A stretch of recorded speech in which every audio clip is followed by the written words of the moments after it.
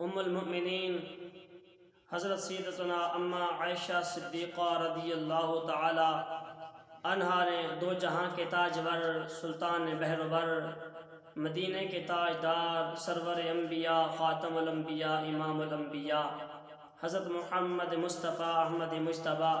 صلی اللہ تعالی علیہ وآلہ وسلم سے عذاب قبر کے متعلق پوچھا تو آپ صلی اللہ علیہ وآلہ وسلم نے ارشاد فرمایا، ہاں عذاب قبر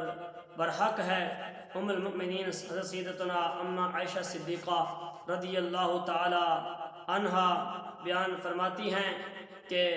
اس کے بعد میں نے دیکھا میرے سرتاج صاحب معراج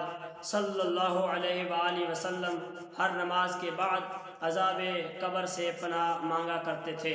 اس بخاری شریف کی ایک حدیث پاک میں وہ دعا بھی مذکور ہے۔ حضرت سیدنا ابو ہریرہ رضی اللہ تعالی عنہ سے مروی ہے کہ پیارے آقا صلی اللہ علیہ وآلہ وسلم یہ دعا مانگا کرتے تھے، اللہم انی اعوذ بکا من عذاب القبر ومن عذاب النار ومن فتنة المحیا والممات ومن فتنة المسیح الدجال، یعنی اے اللہ عز و جل میں عذاب قبر،